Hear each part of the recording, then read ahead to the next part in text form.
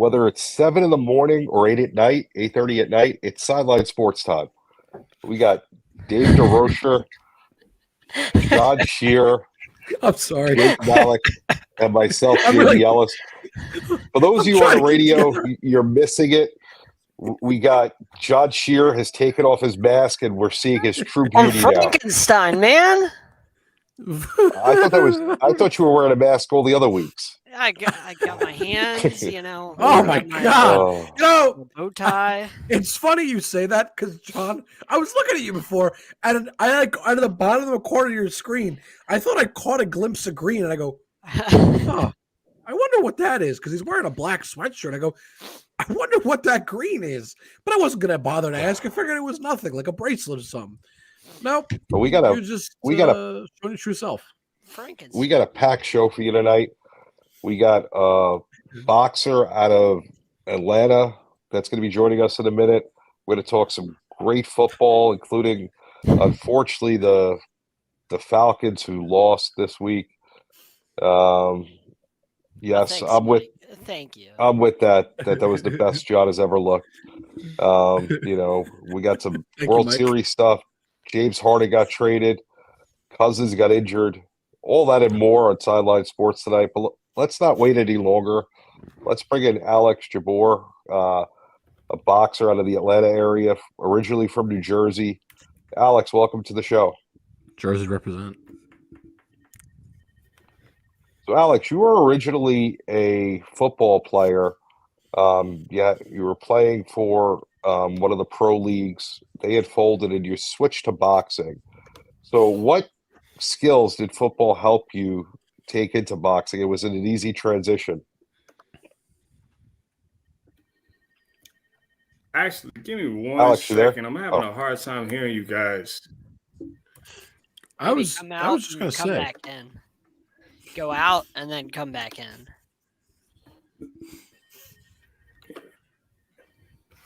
Well, while Alex is having technical difficulties, hey Mike, do me a favor and shut your mouth. If you got something to say, come on screen and talk, brother. You know that. You know the screen is always open for you. Otherwise, shut your mouth. The Cowboys aren't going anywhere. You're going to lose the 49ers like you do every year. So, Dave, Just you were Yeah, JB. you were a pro football player. Did I you ever was. think about going into boxing? So you know, it's funny. I'll try to figure out how to start this story because I'll keep it brief though. When I was in Montreal, I got into doing some acting, and I was on a TV show called First and 10 with OJ, and then we would have guys on like Kevin Green and LT and Marcus Allen.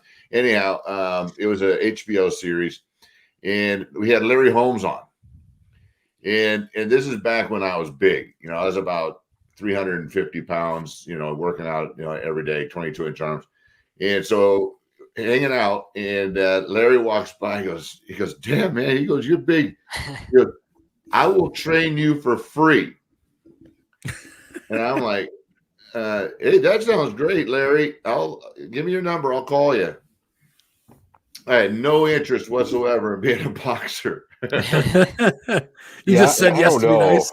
And this is I think it's probably before Tyson, but I watched enough boxing to know they hit you in the gut, man. And I have never done a sit up, so no, I'm good. Wow. I'm strong, I'm big, but I'm not taking those body blows. So before Alex gets back, I got to say he's fighting under a great promoter. The name of the company is JB Promotions. Now, if you're going to tell me that's why you like it. that there's not a better boxing promoter's name for a company, as soon as I heard it, I was like, you see, you get it. So if you're in Atlanta Yeah, I'm sure that you're and you like boxing, you know, look Now for you know. JB's Promotions. It's coming up November 11th. They got a nice card set with a lot of up-and-coming fighters. Hopefully Alex can come back and join us in a few moments, but until then, there's a lot of stuff we have to discuss. Now I know why he's on the show. All right, that makes sense. Exactly. JB's Anyone all about lives at personal JB. growth. I mean, listen, I ran into a guy named JB at the Super Bowl at the Sports Illustrated party. He was like my best friend. If you're JB, that's it. Are you sure you weren't talking to yourself in a mirror? I'm positive. Okay. I am told. I never know. John witnessed it. I Okay. did, All right. unfortunately. Unfortunately, why Right. 2 JBs is a bad thing. What's And, the- Well, let's get to the Falcons game. Let's Okay. talk about Ritter goes out, right? He gets a concussion, which, according to some Concussion. people on this panel, according to Does some people on concussion the panel mean he here, stinks? Yes. there are going to be some people that are happy with this. And Heineke came in, but they couldn't come back. They ended up losing. They fall to 1-3 on the road. They lose 2 out of 3. I mean, is Heineke the answer? Is Ritter the answer, or do they have to look somewhere else? I mean, Has the answer Heineke ever is been the answer? He stepped in. He stepped in admirably in Washington whenever they needed a That's spark. true. Yeah. the answer is none of them, if I'm being honest. But Well, between which is But- the lesser of two evils. right. Well, I was gonna say the answer is reset everything. But yes, I mean, I'd probably prefer Heineke. I mean, John, you kind of alluded to it. I mean, I've seen him play at least, and I've seen him play. I don't know if I'd call it great, but I'd call it probably good. I think He that's can- fair to say, right? He can throw the football, something Ritter can't really do. I mean, I said it last week on the show. I said, and I've been saying it. I said that they're getting close to pulling Ritter because he's not good, and they need a spark. And Heineke, he's not an elite quarterback. He's not even top 15, but he's better than Ritter, and he can throw the football downfield. And if you at least have that, it opens up the run game, which is what you want to do, and it allows Drake London and Kyle Pitts to stretch the field, which is what you want from your two best offensive weapons, is stretch the field. Agreed. So we saw when Heineke stepped in against the Titans, he was able to start chucking it. And again, he's not a lead. He's not good or great, but he's better than Ritter. And I know mean, it's not hard to do, but Hey, JB, He looked okay. JB, you kind of brought this topic up last week about when that team is sputtering a little bit, and what are some of the things that need to be done. And we talked about coaching and also just a change of pace. And when somebody's just struggling, the kid, I think he's a great athlete. I don't know what kind of leader quarterback he's going to end up being, Ritter, but I don't think this Heineke is a horrible change of pace, just to maybe get things going a little bit. Listen, I'm going to have the final word on this topic. Hold on. Heineke John, just do could me be one the favor. answer. what? Stop drinking, please, because I can't take you seriously.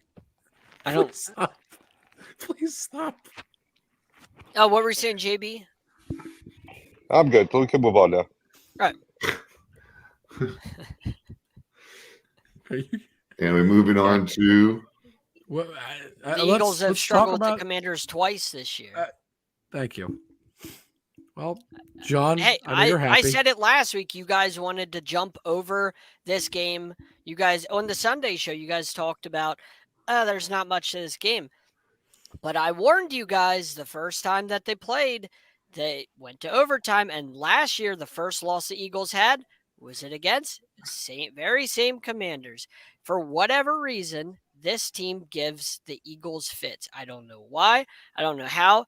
They get smacked by the Bears, but then they take the Eagles to the brink 2 times this year, and they beat them last year. It makes absolutely no sense. I understand they play in the same division, but I don't understand how the Commanders keep doing this. They give the Eagles absolute trouble.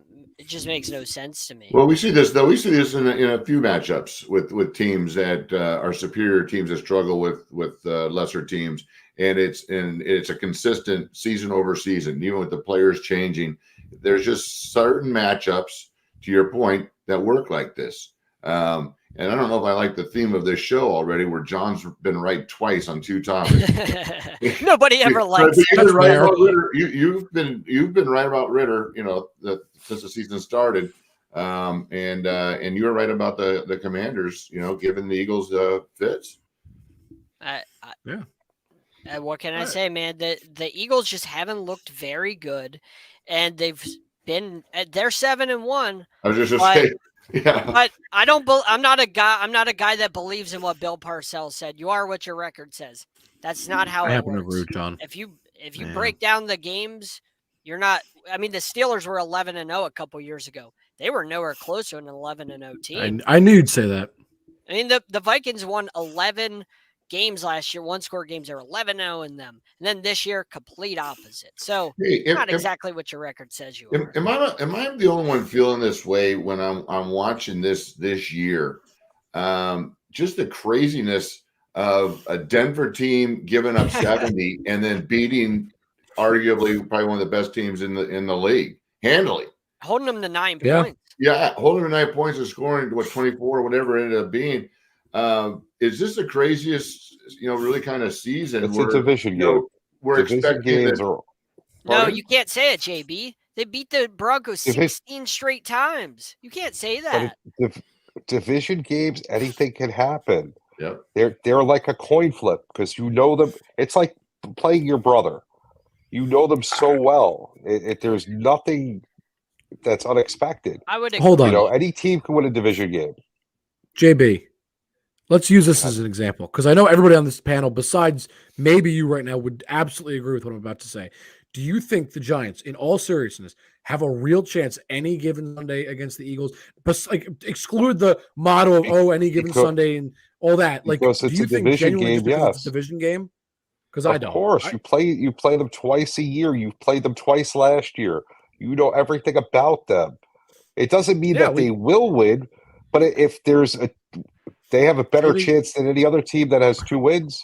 Hey, it was We just actually played them the three last times last topic year. was the Commanders giving the Eagles fits. The divisional deal. It's absolutely true because there's just so much history, and you play these teams twice. You play each other twice. So, but even still, like if you see it, the Broncos give up 70 to Miami. Patrick Mahomes should put up more than 9 points against Denver, right? Yeah. Like, and I don't buy the flu thing that he tried to throw out there after the game. Oh man, I was No, they had that before the game. And I have a quick question, side question. If the Falcons got knocked for what happened with Bijan, and Patrick Mahomes admitted to not feeling well Saturday night, why wasn't that on the injury report? Because this wasn't on the injury report. It was. I never heard anything about this. I never heard anything about. I knew about it before the game. His belly hurting or whatever. No, John. They actually said he had flu-like symptoms before the game, and that he would play through it. I knew about this. I just kind of never said anything because I'm not gonna lie to you both. I was playing somebody that had Patrick Mahomes this week in fantasy, and I genuinely just didn't want to say a word in case he was like, "Oh, let me pull him," in case Mahomes pooped the bed, kind of like he did, and I was afraid to say anything. It just feels like an excuse. You got beat by Denver and you held to 9 points, and it feels like, well, let me pull that out of the hat because I had that I had that waiting. But we knew about it before the game, so I don't know if that's. I don't know how legitimate of an argument that might be. Just because, like, I'm telling you for a fact, I remember hearing about it before the game, going, he might poop the bed tonight, and I would be okay with that. And he kind of did. But bring on Alex. All right. We got Alex back, so we want to bring him on JB. Before we do that, why don't we do our read? Oh, sure. Yeah, sure. Jake? John, would you like me to take care of this, or sure. Are you feeling so inclined? Go for it. Well, absolutely. Give me 2 seconds while I pull up our read, because this episode and every episode right now is sponsored by MyBookie. When your money's on the line, choose a trusted sportsbook that gives you the tools to win, like MyBookie. At MyBookie, it doesn't matter if your team is up or down. You can easily cash out or bet the game live to come out on the winning side. Use MyBookie for daily odds boosts, same-game parlays, and take advantage of huge prize pools. Every single sack, fumble, and touchdown is just another chance to hit payday. To get started, go to mybookie.ag, and on your first deposit, use promo code SIDELINE to grab a 50% deposit match up to $1,000. Try the MyBookie money bag to grab a potential Super Bowl frontrunner at long shot odds, plus 38,000 on the Eagles and Chiefs. Yes, please. You won't find odds like that anywhere else. Bet anything, anytime, anywhere, only with MyBookie. And remember, use code SIDELINE when you sign up. All right, I'll take over. JB, you all right? He froze. Yeah, what's going on? Yeah.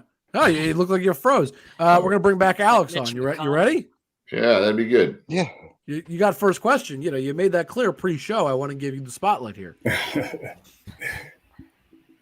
So Alex, Hey, I'm back. transitioning from how's it going?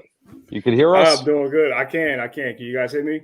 Okay, sure. cool. Yeah, we got man, you. I told Jake I was an Eagles fan, and man, he just kicked me off. I will not confirm nor goes, deny that. I will not You confirm got the nor wrong deny. bird. You're in Atlanta. Stay silent.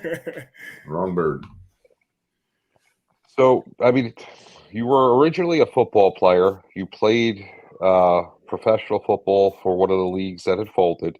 Right. How was the transition from football to boxing? Were there any skills that you took from football into boxing? I mean, to be honest with you, man, as everybody already knows, football is a contact sport. So, I mean, so is boxing. So for me, transitioning over to boxing was pretty much an easy transition. I mean, because it's contact regardless. One thing that I did actually love, one thing I do love about boxing versus football is that with boxing, it's pretty much like a one-on-one type of ordeal. It's a one-on-one sport. So if you lose, in this game, then it's pretty much your fault because it's pretty much, you and your team versus the ops. So if you lose, it's pretty much, it's on you. It's either you got worked, you got outskilled, versus football. I've been in situations, because I played on the defense side. I played outside linebacker and defensive end, and I've been in situations where we got the ball back for the offense, and the only thing the offense have to do is kick a field goal or win a touchdown or score a touchdown to win the game. And lo and behold, it's a turnover, and there's nothing you can actually do because you're on the opposite side. So that's one thing I love about boxing is, like I said, is one-on-one. If you lose, it's directly on you. Nobody else. You can't blame nobody else but yourself. That's a fair point. Hey, I'll tell you, Alex, I was sharing a story before you came on about meeting Larry Holmes when I worked on a TV show on HBO, and he offered to train me. And, I actually tried doing that speed bag thing. Mm-hmm. I don't know if any of you other guys have tried doing that speed bag that these guys make it look so easy, and they're going and they're doing tricks and they're going this. I could hit that doggone thing one time. I'd hit it and I almost hit myself in the head. Well, see, that's the thing. It's the trick to the speed bag, right? So, like, even when I started off, like when I started off, when I first did the speed bag, I wanted to do everything I seen everybody else doing. I wanted to see, I wanted to do what Mayweather was doing with the speed, with the one hand, with the not looking at all, and still constantly hitting it, things of that nature. But it's more of just a practice type of ordeal when it comes to the speed bag. You just got to start off slow, and then when you start off slow, like even if you don't look good, hitting the speed bag, you just got to constantly start off slow, build your rhythm up, things of that nature. And then, like I said, with practice and everything, that makes perfect. How tall are you, Alex? I'm 6'6". Okay. So, all right. I was just going to share, I was 6'7" when I was doing this thing. I kept hitting my knuckles on the side of the stupid wood thing too, because those things are like low. Yeah. And then, like, you go into gyms and things of that nature where you can actually raise it. But then, like, I've been you high quality. Yeah, you can. No, but it's the thing, though. You raise it, and then as you're hitting it, it eventually drops down. And I'm sitting there sometimes squatting trying to do the speed bag. So I know exactly what you mean. I'm not gonna lie. No, Alex, I'd like to see that. Alex, where and what are you fighting? I'm fighting out of Atlanta, Georgia, and it's going to be in November the 11th at the Atrium. Veterans Day. And how can people get tickets? Absolutely. You can actually go online. I'm going to be posting everything on my Instagram. As a matter of fact, follow my Instagram. I recently just had to get it back because I was off social media for a while, and I must tell you, man, the freedom of not having social media, it has its pros and cons, but I was definitely enjoying it. But I was told from my advisor I had to get back for fighting purposes, so I just got back on social media. Instagram is always hungry. The number 4 more.mos, and I'll be posting updates. Also, exactly. Always, I'll be posting the updates and also the links, things of that nature for the tickets. Awesome.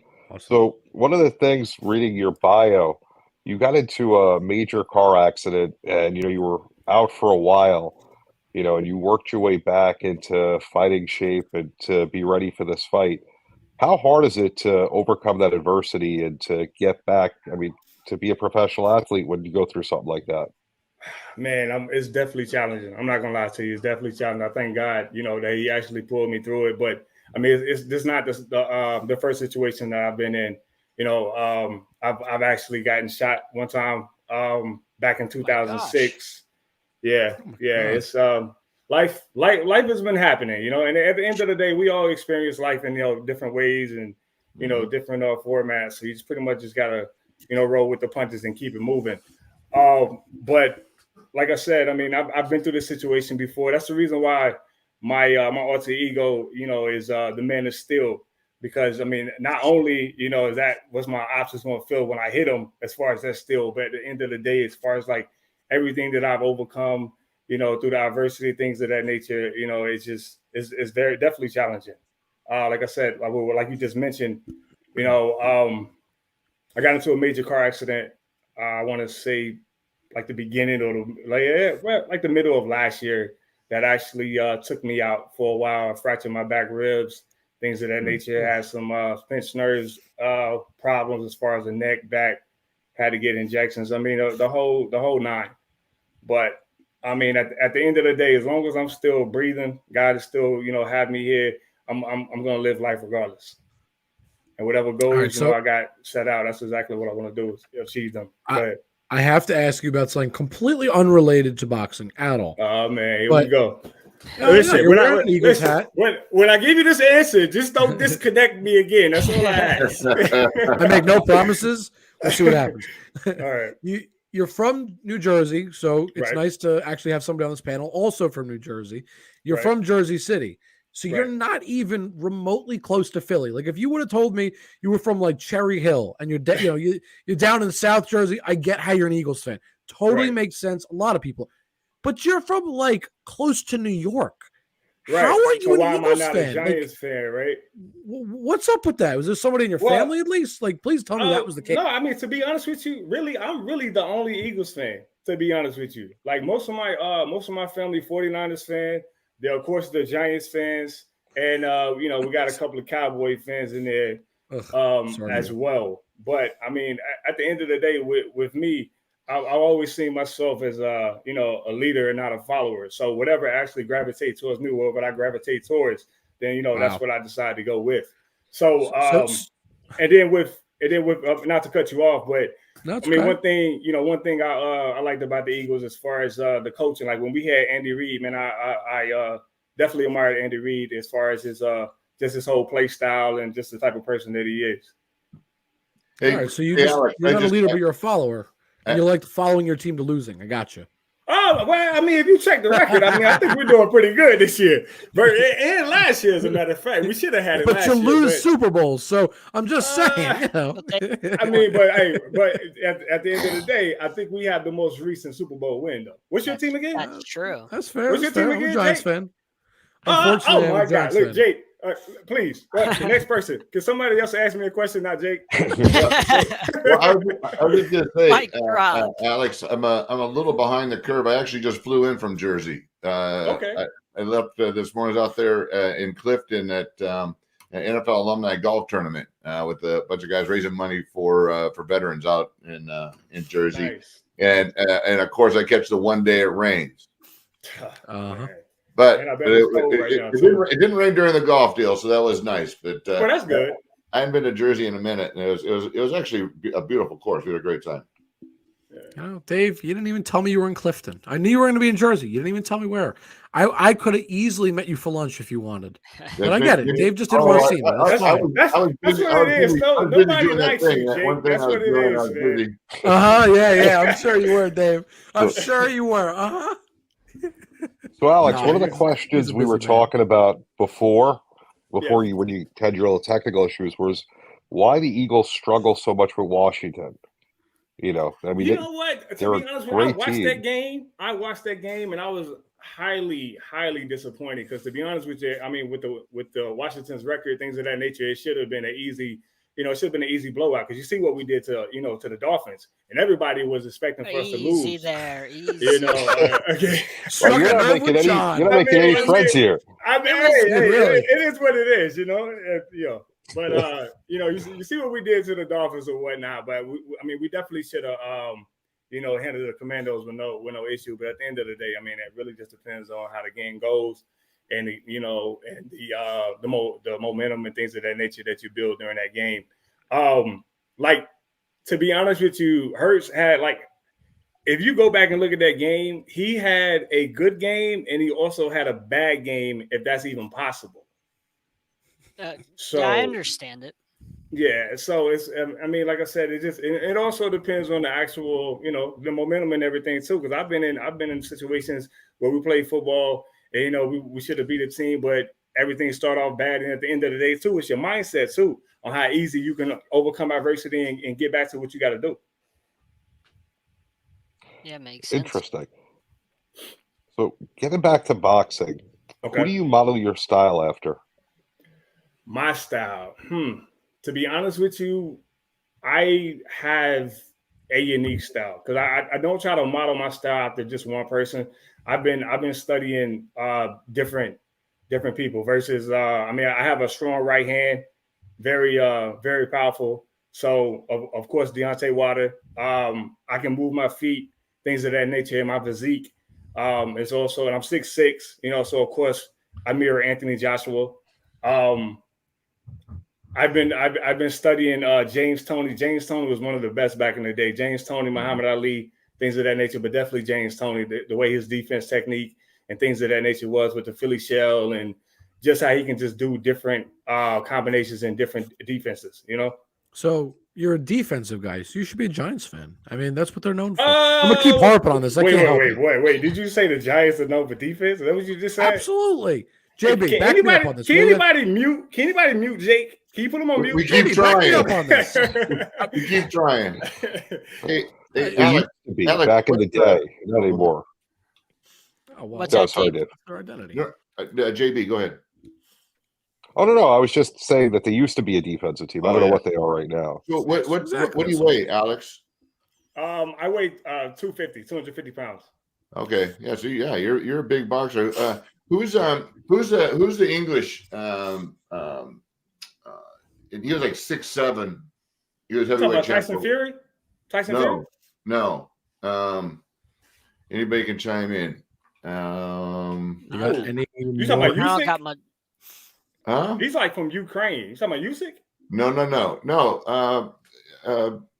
I'm not What does he sure. look like? I thought Fury when you said Holyfield, but it's not. Yeah, that's what I was thinking was Tyson Fury. No, but it's that era. Yeah. Anyways, I met him one night, and that's one of the reasons I didn't want to go into boxing, because I thought I was big. And this cat, he's 6'7", 260, and was just a beast. And he was heavyweight champ on and off a couple of times around the Tyson Evander Holyfield era. But are you talking about? You're not talking about Klitschko, are you? No. I don't know. Sorry for that. Sorry.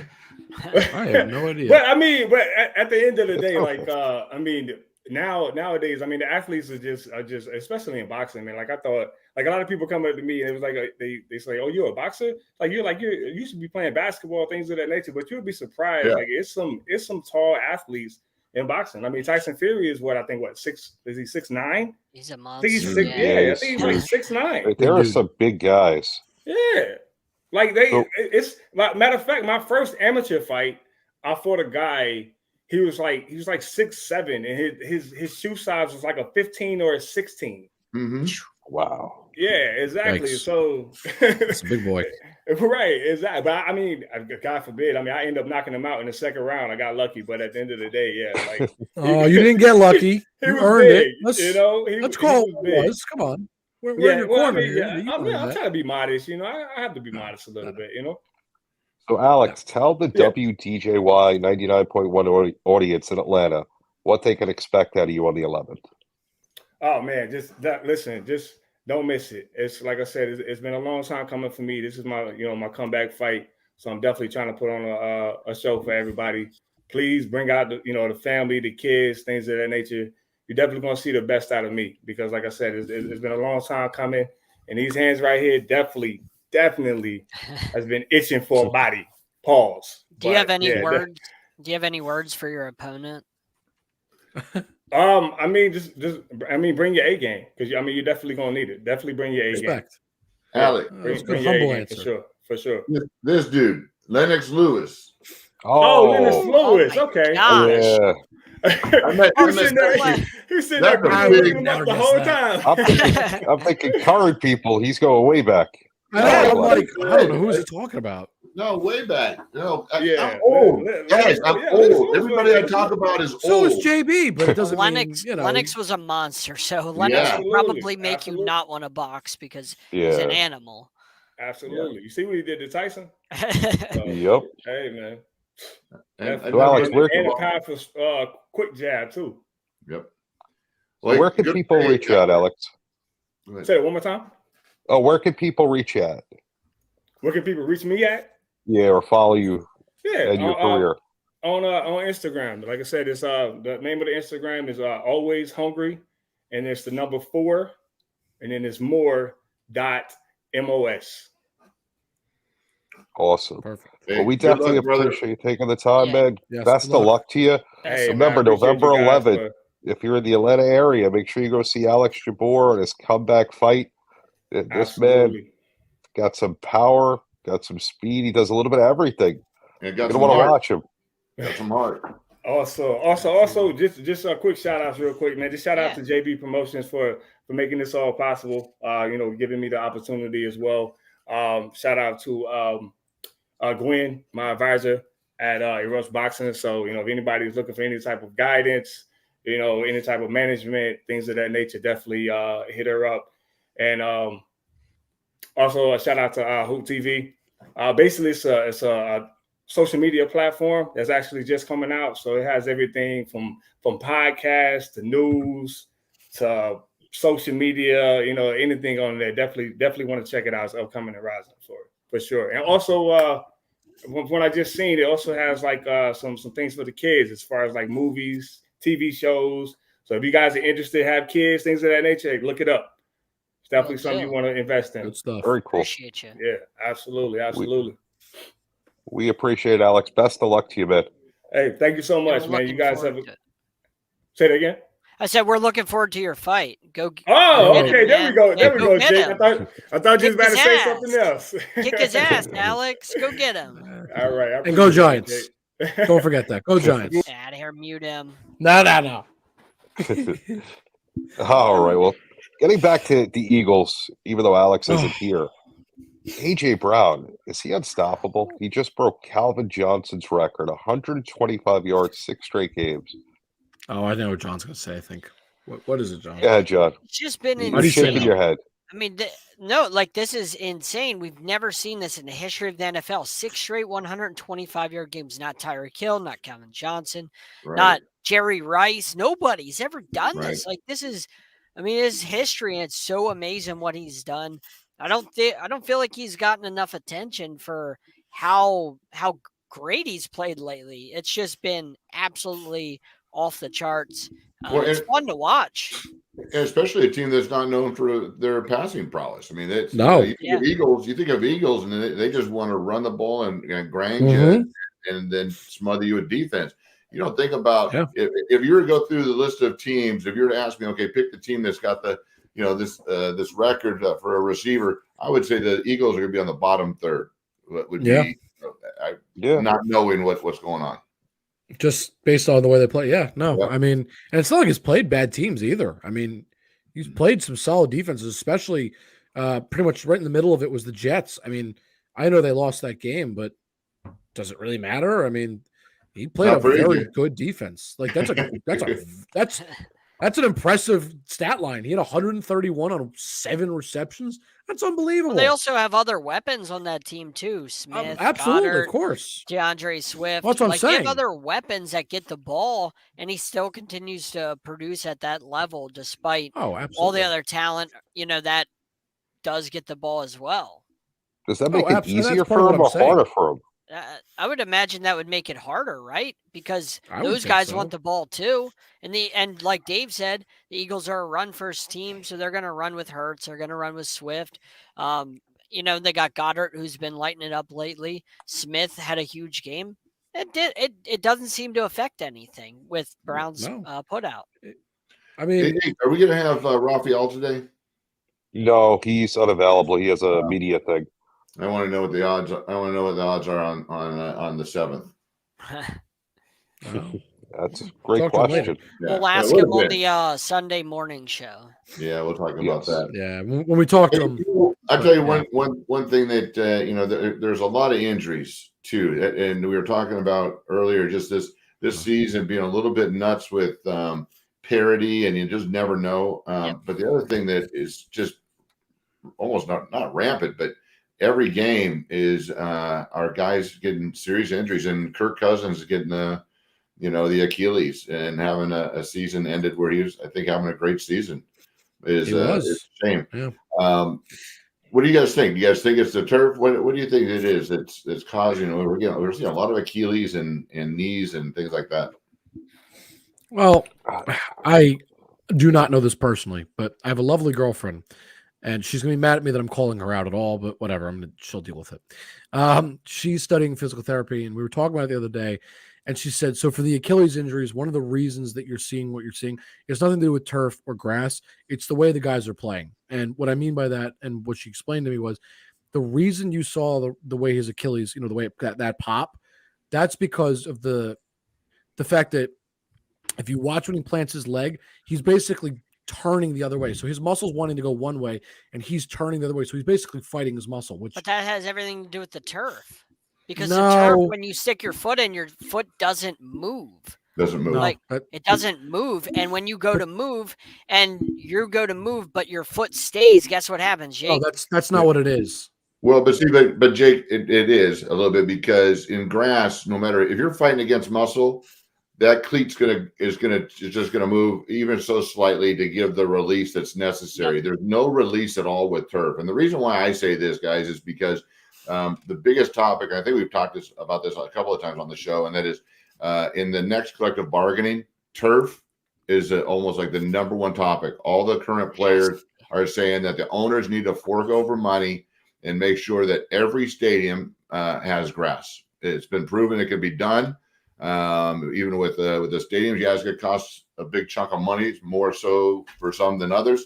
But that is going to be almost like the thing that needs to get passed. That's the hot button issue, number one. If you've never played on turf, the very first time you play on turf, Jake, and your foot gets stuck and you go to turn, you're almost lose your breath. Your heart almost skips a beat because your ankle stops and you go to turn and you're like, oh crap. For that split second, you're like, oh crap, is my foot coming off the turf or is it going to stay? Because if it stays, guess what happens? Something down there is not going to go right. It's not fun playing on turf. So Jake, your girlfriend is correct in the movement, which is causing this. But my point is that with any other surface, that there is some give, and there's enough give in a lot of instances where it will not have that snapping point. It's just we can't blame it all on turf, but that was what I was trying to say. Yeah, there's just enough turf injuries, like I said, if it wasn't an issue, then it wouldn't be a topic. I guess what I was trying to say. I really like Kirk Cousins as a dude. I think we've discussed that too. You just brought that up last week, and look what happened. Don't do that to anybody else. Well, I'm not. I'm turning into the cover of the Madden game. He did say before the season how Aaron Rodgers was a really good dude off the field, and Austin Eckler. And Austin Eckler. He mentioned Eckler too. I did. Oh my gosh, John, you're calling me out. There's plenty of players. I don't like anybody else. Receipts. Here's the good news. I don't like anybody else. Those are the only guys I like. All right, good. Well, I guess what I was trying to say, Dave and John, I didn't mean it like the turf isn't the problem. I wanted you guys, I don't know what you both know, and I had no idea. Like, I didn't know that's the actual science behind it. Like, yeah, I can figure it out. I'm not stupid. I can see what happens. But Yeah. she was giving me insight. And I was like, oh, Yeah. well, that explains it. That the muscle goes one way, and you basically fight it so hard that it just it gives. Like, it physically cannot handle anymore. So, But yeah. you can't help it as a player no. because you're trying to make a No. play. Like, you don't have time to stop and think, well, maybe I should, not turn. Of course not. You don't expect your ankle or your whatever to stay, No. And that's such a routine probably that they also, that's the other thing. I mean, like, Dave, you can attest to this. You saw what happened to Kirk, right? But like that motion of turning, how often do you probably do that, throughout a season? It's probably a pretty natural thing to it's just a freak injury. Do those kinds of things. Am I right to say that? Yep. And well, everything we do is repetitive. Yep. All right. Well, that's not what I meant, but yes. Yeah. But yeah. But what does it do to the Vikings now? I mean, they were finally starting to win. What was this, 3 in a row? Yep. Back in the division race, and that's it. I mean, as so bad as the everyone backup, talks about. Great question. Who's the back? I don't know. I don't know. I feel like this just kind of opens the door even wider for the Lions. Like if the Lions cannot win this division, well, there's will. a very there's no problem. competition. The Vikings that's what I'm saying. For Josh No, I heard the Vikings traded for the kid out of Arizona. For Dubs. Yeah. They traded for Dubs. I said this last week. I said the pumpkin, the pumpkin, the clock, it popped. The pumpkin popped. The glass. The glass slipper fell off. Midnight struck for Josh Dobbs. You saw how bad he played last week. Yeah. He was awful. I don't know why Minnesota traded for him. I think that the first 2 weeks where he played well, I think that was an anomaly, and I think defensive coordinators have figured him out, and he's just not that good. Once they figured him out, I think he's not that good. He's got a better chance in Minnesota than he did in Arizona, and I think we could agree with that. Saw what not that he's going to be great, what but he is.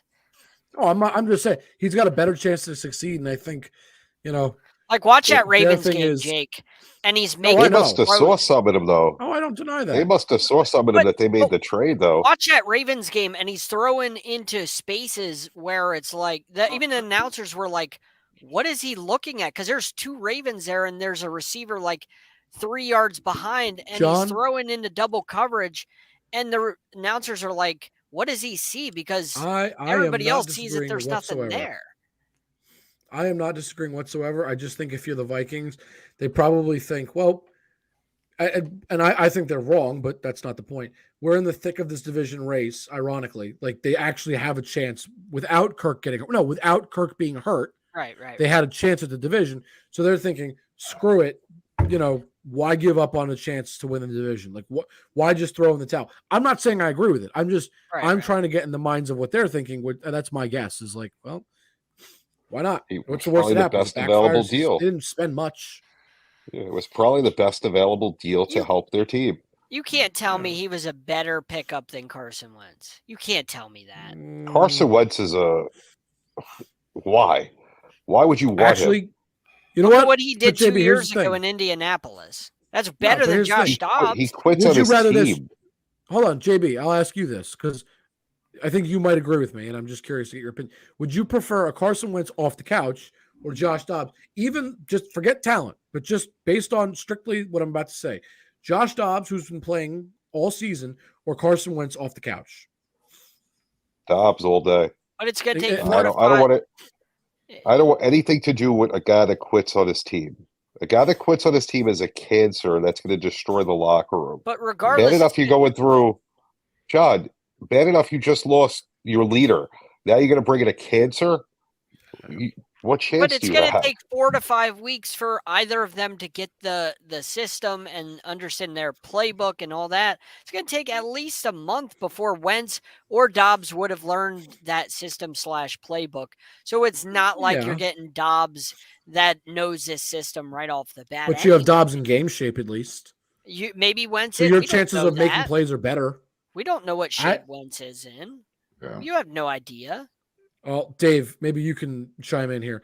I don't do the what ifs. They took Dobbs and I don't see either one saving him. So it's kind of a little bit of a moot point. It's just I thought it was a shame the Cousins. You're getting longer into his career, just like Aaron Rodgers. That's a tough one to come off of when you're finally putting something together and can go out with some victories and it's just kind of tough. But since we're talking about trades, though, there are a couple of decent trades, and unfortunately, I thought the Seahawks pulled off a decent one, got some help on the defensive line with Leonard Wheeler. The Giants just kind of gave him away. Leonard Wheeler, Williams, which was nice. Williams. But then the doggone Niners go out and pick up Chase Young. Oh my gosh! For nothing. Dave, it was for Oh free. my gosh! Hold on. Before we go any further, can I just steal the floor for 2 seconds to talk about our sponsor? Yeah. Would that be okay? Is that all right? Dave, I know you want to talk Do about it. I do too. Go When your money is on the line, choose a trusted sportsbook that gives you the tools to win, like MyBookie. At MyBookie, it doesn't matter if your team is up or down. You can easily cash out or bet the game live to come out on the winning side. Use MyBookie for daily odds boosts, same-game parlays, and take advantage of huge prize pool contests. Every single sack, fumble, and touchdown is another chance to hit payday. To get started, go to mybookie.ag, and on your first deposit, use promo code SIDELINE to grab a 50% deposit match up to $1,000. Try the MyBookie money bag to grab a potential Super Bowl frontrunner at long shot odds, plus $38,000 on the Eagles and Chiefs. I'm in. You won't find odds like that anywhere else. Bet anything, anytime, anywhere. Only with MyBookie using code SIDELINE. All right, back to the conversation. Real quick, with MyBookie, remember those boxes with the numbers that you see for the Super Bowl? You could do that on all the NFL games, all the college games. So you don't even need to know about sports gambling. If you listen to us at 7:45 and you just want to have some fun on Thursday Night Football tomorrow night, you just want a number in the box, go to MyBookie, make a deposit, buy a box. You don't need to know who's going to win. Just luck of the draw, 1 out of 100. They start as low as $3. Yep. So use code SIDELINE, get some extra money, and go enjoy it. Can't beat that. I'll tell you. I put $100 on the Niners to win the Super Bowl, and that was before their third loss. I'm like, oh no. Then I saw that trade. I'm like, okay, good. I'm back my money. It was like I think it was like plus 480. So that's gonna be pretty good. And by the way, that traded they got him for free. Do you know what they traded? They traded DeMeco Ryans, essentially traded DeMeco Ryans, their defensive coordinator last year, who's now the head coach of the Texans. They traded him for Chase Young. The way that happened was they get a compensatory pick for DeMeco Ryans, which is a third rounder, which they essentially gave to the Commanders, which means they traded DeMeco Ryans, their defensive coordinator, a coordinator for the number 2 overall pick in the draft from a couple years ago, who's an animal. How insane is that? Oh, and you want to hear how it gets more wild? And Nick Bosa played together at Ohio State. Yeah. Do you want to know how it gets more wild though? And he needed, I think, a change of scenery. He's. I'll tell you what, you put him with that linebacker and and he's gonna be geeked. I'm really kind of afraid. I'm afraid for everybody in the NFC West now. I don't want to make John. They're just gonna come after everybody. John, I don't want to make you more upset, but here's something wild that I also found out as I was reading up about this. Chase Young, as we all know, is on the last year of his contract. Do you know what happens if Chase Young chases money and goes somewhere else? They get another draft pick back. They get that third round pick back for him. They sure do. So what I heard is we got rid of DeMeco Ryans. We got a third rounder. We took that third rounder and got Chase Young. They could potentially take him, win a Super Bowl, rent him out just for the year, then lose him and get the pick back and get him for free, basically. Again. Yeah. That's why they were a good team. That's why their front office does what they do. That's what good teams do. Lynch is a good GM. Aside from the Trey Lance thing, which you know what? That's taking a chance on a player, though. I mean, that happens. Yeah, it happens. But wheeling, dealing, he's perfect. Yeah. Oh. But when you're basically trading for a guy and losing absolutely nothing, and if you lose what you lost, you're getting it back. Yes. I mean, it's insane. You lose a defensive coordinator, get one of the best defensive players, and potentially get that pick back anyway. That's awesome. You know a guy who everybody wants to trade? James Harden. Everybody's traded him. Yeah. I'm surprised there's still teams that want him. I hate watching him play. He cries more than LeBron. If he loses the ball, he flails his hands. He falls on the ground. He does it. Yeah, he can score, but he's not even fun to watch score. There's some dudes that are just, they just, put the net on fire, and you just watch them like Steph Curry. You just can't wait for that next sweet, deal or whatever play. But James, he just, I don't get it. Has he been on a winning team? No. Well, he's been to one. Define winning team. Like winning a championship? Yeah. No. Yeah. No. Maybe years ago in high school. I don't get it. And think about how much the Clippers gave up, too. They gave up, like, a good amount to get him. Like, maybe somebody else can explain this to me. Why would you trade for a guy that you don't need in terms of you already have the star power, so you don't need to put butts in seats. You already have enough guys on your roster in terms of, like, talent. You'll be fine in that regard. And you're getting a guy that's going to pout and most likely ask out within the next calendar year. For what reason would you trade for him? Like, maybe I'm missing something, so that's why I ask that. But to me, it just doesn't make any sense. And I was waiting for confused since Brooklyn. I was waiting for Fat Suit to come out so he could get out of Philly. Strip club and Fat Suit. I've been confused since Brooklyn. Since Brooklyn, I'm lost. How that team just imploded, but he's a why cancer. anyone would trade for him? He's a cancer. If you're going to trade for him, why trade so much? Durant. I wouldn't want any of them. But that's the thing. It's not like they traded some garbage for him. They traded valuable assets, not just picks, but players. They dealt guys back. JB, you're right. I mean, Harden's never won anything. Westbrook's never won anything. And the only time Durant won anything, he had to go and join the greatest team, arguably the greatest team in NBA history, 73-win Golden State, in order to do it. So that's the only time he ever won a championship.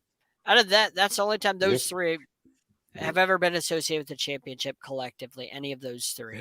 Because Harden's never done it, Westbrook's never done it, and the one time those three were in the finals together, they lost to the Heat. So they're not winners. Once. They're not winners. So, and I think before we get done here, I think we at least talk about the World Series a little bit, and a couple pretty big injuries. Yeah, taken off the roster. But doesn't seem to be really affecting them, huh? They seem to be pretty okay on offense, at least. Big night. I mean, losing. They're about to have a commanding lead. But losing Garcia is a big loss, a huge loss. Yeah, but they don't even seem to be affected by this. Is what I'm saying. They just lost. him. Oh, geez. Yeah, but I think they're fine. They played. I think they're fine. 10 plus runs. I think they're doing okay. Yeah, I did look to have a commanding lead. I guess they're rallying. and the thing with Max Scherzer was, it was we'll use him in Game 7. That was the plan if it got to Game 7. At this rate, it may not get past Game 5.